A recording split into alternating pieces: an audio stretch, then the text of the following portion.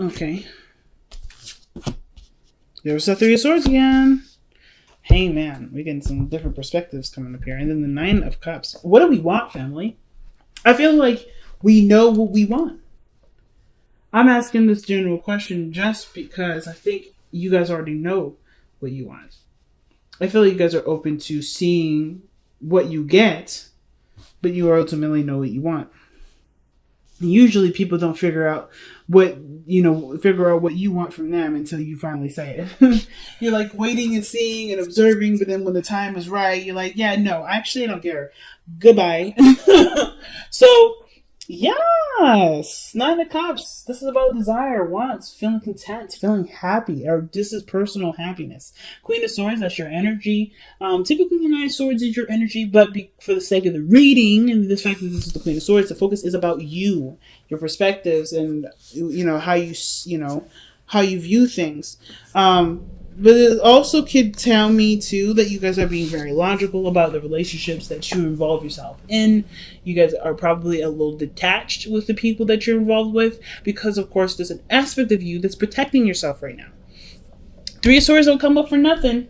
There's some things that you're protecting right now. You're not fully giving of yourself at this moment. Like this Queen of Swords, I don't ever see her giving of herself to others. She's always reserved in some way, shape, or form because she's trying to protect herself. That reservation is what makes her truth so potent and so strong, and sometimes pretty gosh darn deadly and pretty gosh darn painful because she's not looking at the situation from your perspective. Queen of Swords is typically the card for Libra, but Libra is also about rule following and following things by a certain way. And if there are certain things that she has in line, no matter what you do, it still does. Unless of course there's great reason, which is why this person, Queen energies are usually more receptive than Kings. They'll at least see your side of the story, but usually they still stay the same way. So I feel like you're open but not open, Gemini. You have one foot in, one foot out. Like you're ready to kick someone's ass, but you're also waiting for them to put that glass slipper on your shoe, and you go about your business from there. Sorry for that really weird noise. It was my computer being crazy. Anyway, so in the past you had the Chariot. Things were going great. Like I feel like the situation was going perfect as long as you kept things in an orderly fashion, kept moving, kept things in organized condition. As long as you took care of your needs, you were able to do what you need to do to get what you wanted out of it. But now, with all the work that you've been putting in, I feel you guys are trying to figure out what are the next steps. Because, of course, with the work that you've put in from then to now, you're in a different place, you're in a different lifestyle, you're doing a lot of different things, but you still have got a lot of stuff done and not a lot of return from it. So I don't know if you guys are looking from the situation from the aspect of return, but more of emotional fulfillment. Because I feel like you don't mind doing the work as long as you get something emotionally out of it, which you haven't been getting out of. I feel like you guys have been... The reason why the Queen of Swords are coming up is because you feel like your emotional valves are depleted. Like, there's nothing that's filling you up emotionally. So now you're kind of running on, on gasoline. Like, we're all... Like, you've turned into robot mode in a sense. But I'm kidding. I don't think any of you guys turn into robot mode. I feel like you guys really want something emotionally pleasing, something emotionally satisfactory. You want to feel content. That's why the Knight of Cups is coming up here. And I feel like the more you start looking at it and start reevaluating, the easier it will become to manifest. I feel like right now it's just figuring out what in particular do you want to begin, or what do you want to manifest. Figuring it out is the biggest thing, right? Making that decision to figure out what it is to want. I feel like you already know. So why do we have the Seven of Coins here? Why do we have the Seven of Pentacles? If you already know what you want, what is there to reevaluate? The Ace of Wands. Reconnecting with an ex. Starting something passionate. Creating a new adventure.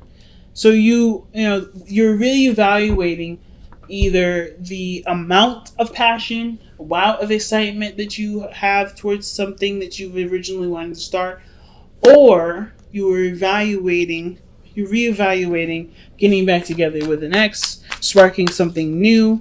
You put in a lot of work already when it comes to starting a very passionate lifestyle, but it's still a lot of work and not a lot of return. So it's running a little dry. But I feel like what about that passionate experience do you want? Right? What kind of passionate experience do you want? Because I feel like it's now detailing what exactly you're actually trying to go towards. You know what I'm saying? Because I feel like you guys have already created some sort of passionate spark, something that really got you going, that began a new journey, but it's not in the area of which you would prefer. So what is it that you prefer? And I feel like once you figure that out, God help y'all. Okay? God help the world, because you're going to be manifesting like nobody's business. Okay? He's like, yeah, I got it now. I'm ready to go. And it starts happening, the magician. So it's just only a matter of time. What area of passion do you want? What part of your life do you want to feel excited for? Or do you want to start building something of great value in? Like, and I know it's not the Pentacles energy or anything like that, but the Wands energy, that's excitement, it's passion, it's creativity. It's very Leo like energy. So I love it. Your best path to follow The best path to follow is the Page of Cups. So the Page of Cups coming up in your best path to follow, what the Page of Cups really means is that, this, something that you need to nurture, take time and taking care of. It could be a pet, a companion, an offer for, of a connection or communication of some sort of emotional truth, or emotional, desires, or really developing something that you eventually want to have over time, right? So I feel like it's creating either a new dream or going after, or actually nurturing and growing some sort of passion here. Because the Page of Cups, that's someone that has a dream already. And like I said before, I think you already know what you want. But it's like the fire behind it. The work that's necessary to put into it. Do you want to do it? Is that there? Do you have that? Do you want that? Is that aspect right there something that that can lead to what you want? And some of you guys, it could be that you guys actually don't know in what area do you guys want this excitement to be, or this new, passion, this new project to come out of, or this new relationship, how you want this relationship to rekindle, or to be kindled, period. But I feel like if you start somewhere, it'll be a lot easier to pinpoint. So I feel like for a lot of you guys, you kind of have like a prelude to your story. Some of you guys are starting something that's not necessarily very serious, but you've put in a lot of work to at least see what area and what direction do you want to go in, right? What are you trying to achieve? You want a friend, but you want someone that can grow with you and can still keep up with you. I'm thinking of the 3 Cups, 3 of Swords, and the 8 of Wands. Someone that you could connect with, someone that's your tribe, someone that you mesh with so freaking well. Someone that you can enjoy life with, someone that you can overcome pains and shadow selves and shadow growth with, that you can really, really grow with. It's this person that can trigger you, that help you look at yourself a lot more, but also can still go with the flow, that doesn't stop or get a little crazy when situations start to take a little bit of a different turn, right? They can go with the swing. And I feel like with the Page of Cups is like going for your desire, focusing on what you want, but feeling it for yourself.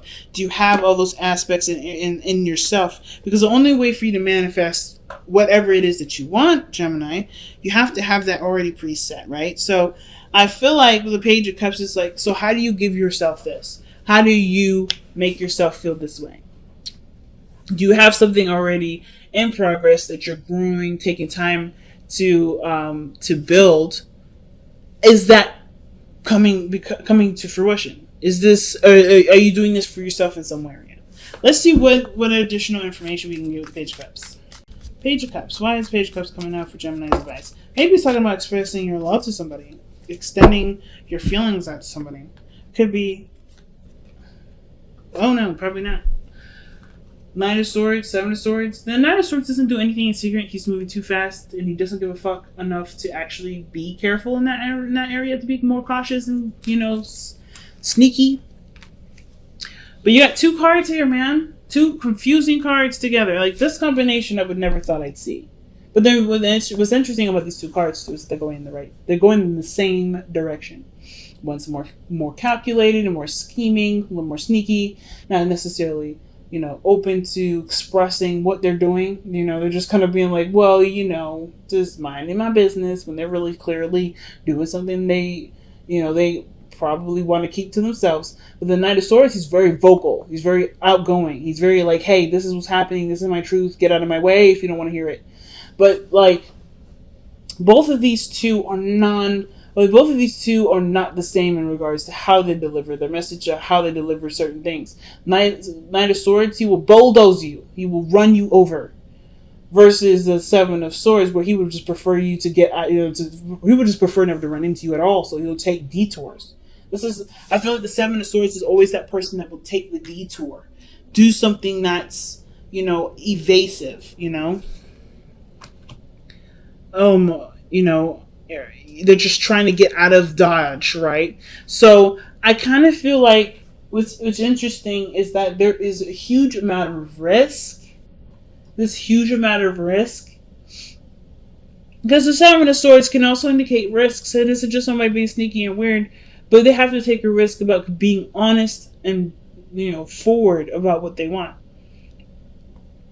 I feel like there may have been some sort of passion sparking with somebody, but you put in a lot of the work.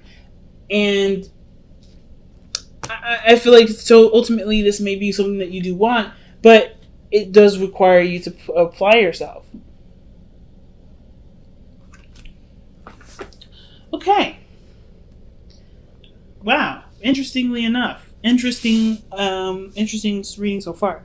So your external energy is the Ten of Swords. Something ended, but you put a lot of work into it. Or that something that's coming to an end here. I honestly feel like it's the evaluation process. I'm just going to lay it out there. I feel like it has to do with evaluation. Because just by the Seven of Coins and the Ten of Swords, there's a lot of reviewing. What have you done? How much work have you put in? What's come out of it so far? Something has come out of it. And I feel like it's excitement, it's passion, it's a new inspiration towards something that you may want to go for. But it had to happen from an ending. Or something's coming to an end, which has to do with what you've been working really hard to get inspiration from. Let's see what... Jesus. Ten of Swords and the Lovers. The connection that you have with somebody may be ending here. Or this is an ending. This is about the ending of some sort of connection between you and a person. This is also your card, Gemini. I don't know why it's not focusing. There we go. But yeah, the Lovers is your card, Gemini. Bouncing. It's not bounce of the head in your heart, but it's sometimes seen as a choice. How I personally read it is the acceptance of your head with your heart working together with it as a team with your heart, versus your mind trying to convince your mind trying to convince your heart of something else, and your heart being extremely stubborn with it. I feel like the acceptance portion definitely really says a lot when it comes to the Ten of Swords, because the Ten of Swords, that's a card that does talk about deep acceptance. This cannot be changed. This situation is the rawest of the raw of all kinds of all the endings in the tarot. So the fact that this ending is so brutal and so painful, the only way for you to be able to love yourself and to move forward from it is by accepting this loss, accepting the situation as is, and knowing that there can be potential for greatness despite what has already happened. So the Ten of Swords comes up twice in this reading, but it's also coming up with the Lovers. So interesting pairing. But I kind of feel like for some of you guys, it may have to do with a breakup with something, there's some sort of attachment or some sort of ending with somebody that you had a really close connection with. Really, really close. And then, as a matter of fact, if you look back at the three cards that fell out with the Three of Cups, Three of Swords, that's a connection that's just triggering. That's a reunion that triggers you, or there's something. This is about your inner circle. This is about your inner circle and the part of that inner circle that triggers you. But I feel like that's something that you want. Even if it triggers you, it's something that you do want. It's just scary to put yourself out there. That's the thing. That's why you have the Knight of Swords and the Seven of Swords. Because that really weird tug and pull. Like, I don't want to do this, but I do want to do this. You're reevaluating it because your mind is like, "What? Remember what happened last time?" But your heart is like, "Yes, this is it. This is my happiness." Are you going to allow yourself to do it, Gemini, now? Because I think the only thing the Seven of Coins is doing isn't really reevaluating. I feel like it is just I think it's reevaluating in the sense of how to make it successful for you. But I feel like it's also, a way of procrastinating. I think everybody's got a really weird procrastinating energy. But only, of course, right, to protect ourselves, to actually be sure that we can handle this. Because we don't want to hurt. We don't want to feel any pain. But pain also leads to great happiness and to great love. It can lead to those great things. Especially with all of that coming to yourself. So, the Three of Swords coming up in your hopes and fears. I think you want to overcome the pain that happened here with the Ten of Swords in the past. I feel like there may be something else coming into an end soon with the Ten of Swords and the external energy like this. But it's not necessarily, it's not a new ending. I think it's just looking at what has been over for a while, accepting it, and seeing the potential for greatness. But by changing your perspective with the Hangman and your outcome. So the Three of Swords is, I really feel like, is overcoming the loss, the pain, the triggering emotions, right? Like whether this is a friend or someone that you met that meant dearly to you as a relationship. This is something that you really hope to overcome so that you can be open to seeing the world from a different angle, from a different view, to move forward with your life and know that you have, and know that you'll be okay, because you survived one of the greatest pains in your life. Man, this is pretty deep, Gemini. Was definitely not expecting this type of reading here. So let's see what we got going on for the power of surrender cards.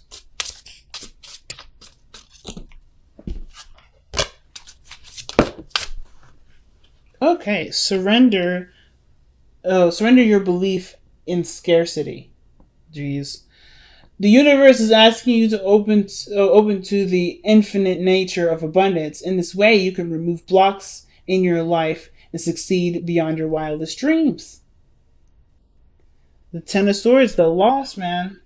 That's the only thing at this moment that's not necessarily standing in your way, but it's like the building block that's there that will propel you forward. It's such a huge position. So let's see what time for a nap though. But also take a break. Take some time to rest. Take some time to rejuvenate, to recover, to heal from what you've already experienced. The Ten of Swords is not an easy energy to overcome. It's totally not. And the fact that you're already trying to figure out what your next action is, it's great. But do you have the energy to take all of that on after overcoming this serious ending? I feel like giving yourself that time, giving yourself that space, and make sure that you take that rest to make sure that you have all your needs taken care of before going on the journey. I feel like you're on point then. Time for a nap was reminding us that our body needs time to rejuvenate and to heal, to recover, to rest.